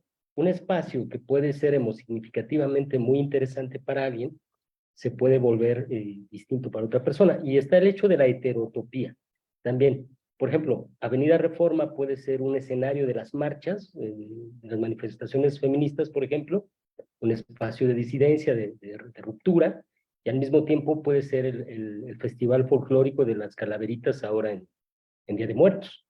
Es el mismo escenario con dos cargas hemosignificativas totalmente distintas, y con intenciones distintas y se vuelve un espacio de celebración y disidencia al mismo tiempo. No sé si respondí un poquito la pregunta. No, con mucha precisión y muy puntual. Muchas gracias. Muchas gracias a ambos. Aquí en el chat, justamente la doctora Eva Leticia Ortiz comenta, bueno, que respecto a la conversación del doctor Juan Carlos Padilla, dice que está estupefacta y comenta la trampa de la atomización del neoliberalismo. No sé si quiera comentar algo, doctor Padilla.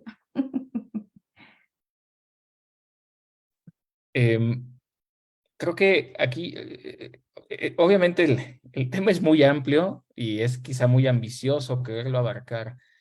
No sé exactamente qué se refiera Eva con la atomización del neoliberalismo, pero sí me queda claro que el sistema, y creo que entender el mundo contemporáneo, la vida cotidiana desde el punto de vista sistémico, nos ayuda a entender que hay muchas cosas que ya nos rebasan. Aquí hay varios alumnos de la Panamericana a quienes agradezco haberse conectado también, por supuesto. Ya comentaremos en clase parte de los contenidos. Vivimos en un mundo institucionalizado que rebasa las instituciones mismas. Ya todo está mecanizado y todo se hace de tal manera que incluso si una empresa quisiera salir, cambiar, dejar de ser atómica neoliberalmente, parece que ya no va a poder hacerlo.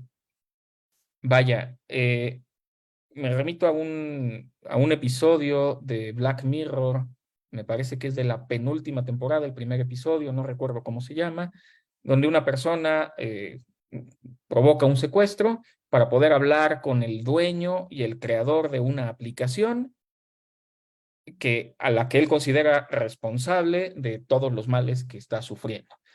Y hace pensar en Mark Zuckerberg, y este Mark Zuckerberg teorizado en la pantalla, le explica que ya no puede hacer nada porque el sistema funciona así y él, aunque sea el dueño, no lo puede desactivar. Entonces ya estamos metidos en esto. Es una trampa, pero es una trampa ya sistematizada. Requerirá tiempo para que los engranajes pudieran moverse en otra dirección, no en sentido contrario, porque eso pues socialmente parece imposible. Vaya, uno puede pensar que si dejo de pagar impuestos, entonces van a ocurrir una serie de cosas, pero tendría que hacerlo todo el mundo. Uno puede pensar si ya no se compran departamentos caros, entonces van a tener que abaratarlos, pero en realidad esto no funciona así porque el sistema ya funciona de un modo y es muy difícil cambiarlo. No sé si se refiere a ello, Eva Leticia, parece que sí. Creo que ahí es un poco donde estamos entrampados. Ahora, y sigo pensando que el mundo institucional es el mundo creado por el hombre, y si es el mundo que nosotros hemos creado, entonces da esperanza, porque si nosotros lo hicimos, lo podemos deshacer o lo podemos cambiar. Eso no se puede hacer con el mundo de la naturaleza. Y esa es la gran esperanza. Lo social puede cambiar, lo institucional puede cambiar, y ahí es donde tenemos un barandal de cual agarrarnos. Muchas gracias, doctor. ¿Alguien más quiere hacer una pregunta o voy yo? Doctora Contreras.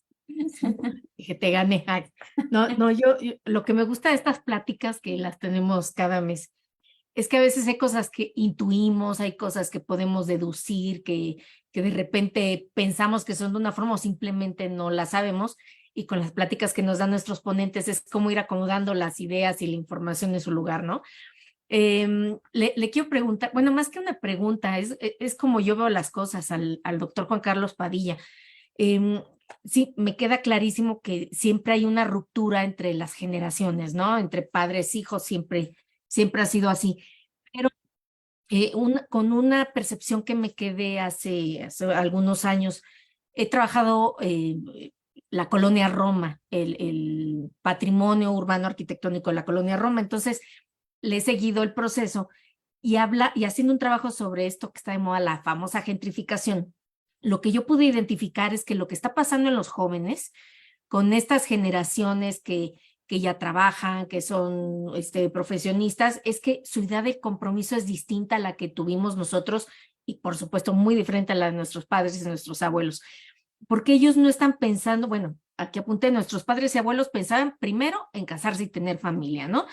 Y luego tener un patrimonio y ese patrimonio que se puede heredar.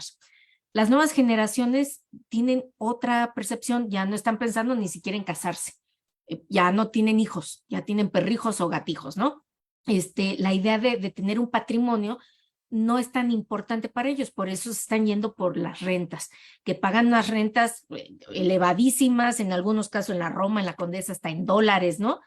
Pero no les importa porque para eso es el sueldo, no les importa porque el trabajo les va a quedar cerca, se pueden ir caminando en bicicleta, entonces sí fue así como un golpe de realidad para mí, el ver cómo se están cambiando esos procesos que tal vez durante décadas se mantuvieron o tal vez, no sé, yo hablo de mi generación como que todavía es más apegado a la educación de padres y abuelos y estas nuevas generaciones ya no están optando por eso, ¿no? Y yo creo que también, no sé si a eso se deba también más ruptura, ¿no? Entre padres e hijos, porque yo quería nietos y ahora no me los vas a dar, o no estás comprando casa, no te estás comprometiendo a una hipoteca, ¿no? Que son comentarios que luego escucho, ¿no? Entonces, y esa idea de ser feliz, pues para los jóvenes de ahora, la felicidad no se las va a dar pagar una casa media vida, ¿no? Tal vez para nosotros sí sea importante tener un techo seguro, pero para los jóvenes de ahora, pues es otra cosa esa idea de la felicidad y lo de la presión y ser feliz y bueno, los datos que nos dio y lo que hemos visto hace unos días que fue la semana esta de la salud mental y los datos que nos dan de los suicidios y ver que justo las generaciones más jóvenes son las que más atentan contra su vida, pues eso es de pensarse, ¿no? También desde la academia. Pero bueno, le quería preguntar, ¿usted qué opina de esto, no? De si es idea mía o si es una percepción mía o las nuevas generaciones ya han cambiado completamente sus paradigmas. Creo que se necesita muchísimo diálogo con los jóvenes para entender cuáles son los motivos reales de algunos comentarios que se avientan. Estoy leyendo en el chat lo que comenta Eugenia García Robles sobre, sí, ¿dónde voy a meter a mis papás porque necesito quedarme con la casa? Porque no hay futuro posible. Quizá el tema de prefiero rentar porque para eso está el dinero, es porque, a ver, un joven con el sueldo que se tiene en este momento, que además, quizá en México no ocurre tanto como en Estados Unidos, con deudas por haber estudiado en la universidad, es impensable comprar una casa. Antes era aspiración, y hay mucho que se comenta en redes, es que mi abuelo a los 21 años ya tenía hasta 3 hijos, es que eran otros tiempos. Y creo que es aquí donde el trabajo de Hartmut Rosa, la teoría de la aceleración social, la teoría del cambio social, es pertinente, porque hay que comprender por qué el joven piensa eso. Y me parece que piensa eso porque no ve la luz al final del túnel. Me lo explico así a mí. Generación X sí ve luz al final del túnel y por eso es muy optimista, a pesar de todas las problemáticas. La generación millennial, hijo, lo ve, pero lo ve así como bien lejano, bien lejano. Los centennials no ven ninguna luz. Entonces, la idea de mejor vivir poco, vivir más intensamente, acelerar los mismos procesos vitales, tener hijos es impensable. Se supone que en un estudio, aquí tengo el libro sobre demografía escrito en 2010, que lo tengo, pero nos decían que el número de hijos por pareja, para no hablar de matrimonios, caía en México de 5.1 a 1.7. La estabilidad demográfica se da con 2 hijos por matrimonio. Al menos en mi círculo, y es un círculo de privilegios, porque estudiaron en la universidad, nadie tiene hijos. Y es comprensible, porque no hay manera de mantenerlos. Hay que velar por cómo se va a mantener uno. Y además las empresas están jubilándonos más pronto. ¿De qué manera? Creo que se necesita muchísimo diálogo para poder entenderlo y evitar estos prejuicios de es que una generación me está robando el futuro y es que los otros son unos flojos, unos buenos para nada, que solo quieren trabajar en su casa. A ver, hay esas ideas, pero por causa de lo social. No porque así nazcan las generaciones o porque necesariamente los medios de comunicación les han hecho un coco wash o porque escuchan reggaetón. No necesariamente va por ahí. Creo que hay una necesidad muy importante de diálogo intergeneracional. En ese sentido, la pregunta de la doctora Belevita me parece fundamental. Y mi preocupación es, yo veo en mi familia como los nietos están más metidos en el aparato que conviviendo con sus abuelos. Y eso es triste, eso es fuerte, y ojalá eso no ocurriera. ¿Cómo logramos esa vinculación?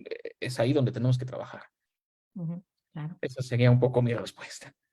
Y nada más un comentario a de la ponencia del doctor,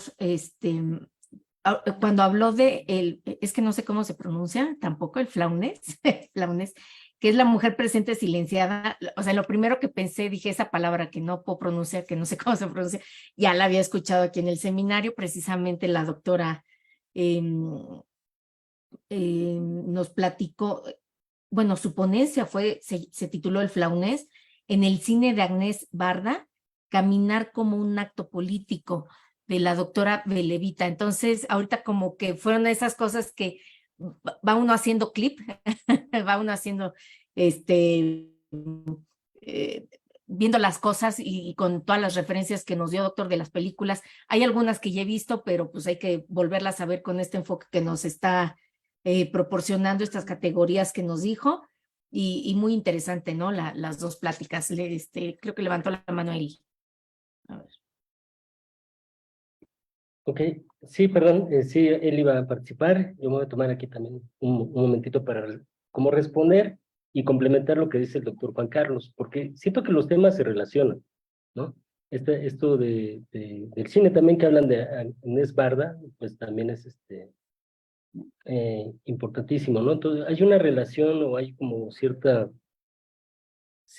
búsqueda del azar, supongo que como una forma de salir del estereotipo, de tenerlo todo bajo control. Complementando a lo que decía el doctor Juan Carlos, que yo creo que estas películas que yo mostré tienen también en común una cosa, una juventud inconforme. Y si a mí me ponen un poquito en qué bando estoy, a pesar de mi edad, yo me siento muy cercano a entender a los jóvenes con los conflictos que están viviendo. No me siento tanto de mi generación, sino los comprendo porque hay problemas que yo mismo estoy teniendo ya como generación, ¿no? Y entonces pienso que la juventud es como un radar social de su contexto, de un contexto sociohistórico. Es curioso que Los Caifanes sucede en 1967 y casi 50 años después, en 2014, hay una película muy parecida, que es Güeros, que hablan de cosas muy similares. Eso nos habla de dos periodos históricos que están viviendo situaciones parecidas, y yo apunto un poco a las ideas de Byung-Chul Han. Me gusta mucho la idea de Byung-Chul Han cuando habla de la felicidad, y tiene mucho que ver lo que dice este filósofo coreano sobre la felicidad, la teoría del cansancio, ¿no? De cómo estas juventudes también ya son generaciones que están un poco cansadas de ciertas cosas y de la autoexplotación. La idea de que si yo no triunfo en la vida o de que no he conseguido las cosas en la vida, es culpa mía, cuando evidentemente el sistema no me está permitiendo a mí sobresalir, ¿no? Entonces me culpo a mí mismo de ese fracaso y entonces me siento culpable. Es lo que vemos un poco. Los Caifanes es una banda, porque es como una especie de banda juvenil, que se siente así, se siente marginada, se siente oprimida, se siente fracasada. Y en Güeros vamos a ver esta sensación de fracaso de la misma manera. Son juventudes que se sienten o se percibe una sensación de fracaso, pero sin embargo, como pienso que bien lo dice Byung-Chul Han, no es un fracaso real, sino es más bien como una especie de autofracaso inducido. Y en ese espacio me gusta mucho esta forma o estas teorías de Byung-Chul Han con respecto a cómo me parecen muy actuales con respecto a el análisis de la juventud, y sí considero, pues sí, que habría que, ya muy profundamente habría que hacer un gran análisis del sistema que estamos reproduciendo, ¿no? Porque nos está conduciendo a una especie de suicidio sociocultural, y no solo una confrontación de generaciones, sino una confrontación incluso de, ¿cómo decirlo? Occidente, Oriente, migración, centro, ¿no? Europa, periferia, y que evidentemente, como en todos los contextos históricos, como pasó en el feudalismo, como pasó con la caída de Roma, pues son situaciones que probablemente, ojalá, como bien lo dice el doctor Juan Carlos, podamos evitar, pero que no van a suceder si no empieza a ver cómo este análisis, estas cuestiones. Eso creo. Pues no sé si el doctor Juan Carlos quiera comentar. Gracias, sí, es que también encuentro ciertas coincidencias que ahorita quería platicar, pero haciendo alusión a Chulhan, porque le dejo a los alumnos que algunos están aquí presentes, tienen examen de ese libro el próximo viernes, cómo coincide, ¿no? Eh, sí, me quedé pensando en la obra de Bioy Casares, La Guerra del Cerdo. Obviamente no es algo en lo que yo me fijo, porque no soy arquitecto y porque no le di importancia. Eh, Tendría que averiguar si la descripción que hace de la colonia donde viven estos amigos es una Argentina real o es una Argentina ficticia. Hablan de una calle que se llama Las Heras, porque recuerdo ese nombre. Me da la impresión de que utiliza la geografía real y es efectivamente muy urbana. Vive en vecindad con el hijo metido en un cuarto, tan es así que lo puede mandar a la covacha. Uno de los amigos tiene una panadería y siempre va a la panadería de la esquina, siempre compran el diario en el mismo lugar. Es también como un diario de la ciudad y de ese espacio que se comparte entre ellos, que empieza a ser violento entre ellos por el confrontamiento de la gente con la que te topas en la calle, donde los jóvenes le empiezan a decir a los viejos, mejor escóndete porque esto se va a poner feo. Incluso jóvenes que no están siendo violentos con los ancianos, y es como esta situación donde se puede volver, y ya lo mencionabas, eh, violenta, un infierno la ciudad, lo que puede ser para unos extraordinario, para otros puede ser la perdición. Digo, sencillamente, mucha gente de Ciudad de México no la soporta y tienen razón, y los que la soportamos y nos gusta además, también tenemos razón porque nos habla de manera distinta. Creo que ahí también hay un análisis que podría ser viable en obra literaria en este caso, así como ahora que escuchaba la Nike, el ángel de la independencia y el ángel de la película de Wim Wenders, es algo que ya había yo relacionado en algún momento. Claro, la ciudad es un personaje y es relevante. Si no fuera como es actualmente Ciudad de México, probablemente tampoco habría todas estas problemáticas, ni los departamentos serían tan caros, ni las universidades subirían los precios, etcétera, etcétera, ¿no? Esa sería un poco la puntualización que quería hacer y compartir. Gracias. Bueno, yo querría hacer algunos comentarios con base en lo que mencionó la doctora Alejandra Contreras. Digo, me siento muy identificada porque yo soy millennial. Entonces, muchas de estas cosas, bueno, también me pasan con mis padres, ¿no? O sea, que si me dicen, hazte de un patrimonio, etcétera. Pero bueno, también las circunstancias y los estilos de vida creo que son los que van marcando la pauta. Y bueno, también lo veo con mis alumnos de licenciatura, ¿no? De los primeros semestres hasta un octavo semestre. Cómo también ha cambiado o se han generado fenómenos, por ejemplo, diferentes formas de comunicación. O sea, tan solo el uso de los emojis, ¿no? Los stickers, que ellos prefieren comunicarse por este medio y no por llamada, por ejemplo. También el uso de contracciones o pues la falta de tolerancia. Creo que a veces también esta cuestión de vivir acelerados, y no solamente las nuevas generaciones, ¿no? Yo creo que todos, ya la situación nos lleva, como lo mencionó el doctor,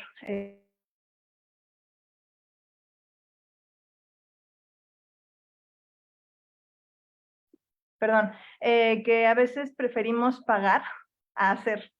por esta cuestión del aceleramiento, y me llevó a pensar en una frase que luego dice que, bueno, trabajar para vivir, ¿no? Pero parece que vivimos para trabajar. Entonces, bueno, yo querría hacer como una reflexión de, ¿habrá alguna propuesta como para encarar esta situación? Digo, creo que es muy complejo, pero me llamó la atención, doctor, que usted mencionó que no ponía números de México, porque no había una investigación seria, y eso se me hace muy preocupante, porque al final es algo que estamos viviendo, o sea, es nuestra realidad, no solamente, bueno, hablo en mi caso particular como millennial, sino yo creo que todos, desde los más, desde bebés hasta pues personas de la tercera edad, ¿no? Entonces, no sé si haya o qué perspectiva hay con respecto a esto. Gracias. No, gracias. La pregunta es fundamental. Estructuralmente, institucionalmente, no creo que haya una. Sí veo las sociales, las individuales, las personales, las de humanidades y, bueno, obviamente tengo una formación en humanidades. Hartmut Rosa da la respuesta de resonancia. Resonancia es el encuentro con el otro, la aceptación del otro. Ese reencuentro, ese mirarnos a las caras, que desgraciadamente luego ya no puede ocurrir. Y ahí está la salida desde lo individual, desde lo personal.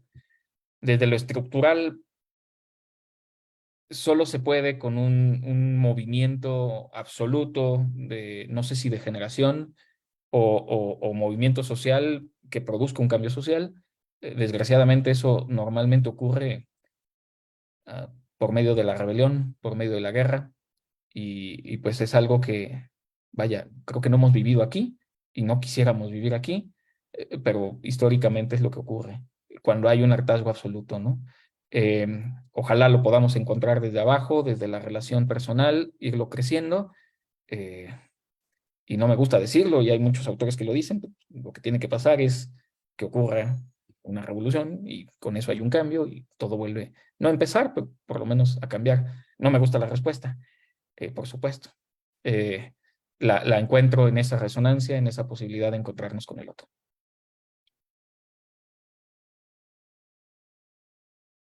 Gracias. No sé si hay alguien más, algún comentario. Yo. Ah, sí, perdóname, Caro. Doctor Padilla, esta aceleración se da igual, o sea, este análisis se da igual en grandes ciudades que en pequeñas. Y de alguna forma, si analizamos lo que es la historia, o sea, me apena la historia del diseño, de la arquitectura, ¿no? De la propia sociología, pero ¿cómo habrá algún bucle que desacelere a lo largo del tiempo? O sea, o ya nos fuimos. Esa es una hipótesis, pues, pero... No, claro, y es una gran pregunta. A ver, se me ocurren dos respuestas. Si es bucle o no, no, yo creo que no, porque de hecho se acelera cada vez más. Hay un fenómeno que estoy observando que es interesante. La colonia Roma, se hablaba, Polanco, se está ocupando cada vez más por personas extranjeras que no les alcanza para vivir en sus países de origen, pero sí les alcanza para vivir bien en Ciudad de México. Y Ciudad de México en estas zonas es primer mundo, sin duda.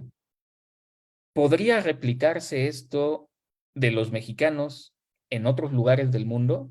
Estoy pensando, bueno, tal vez no nos va a alcanzar para vivir en Estados Unidos porque es más caro, pero a lo mejor si me voy a Argentina, el sueldo que gano aquí en México me alcance para vivir como rey en ese otro lugar.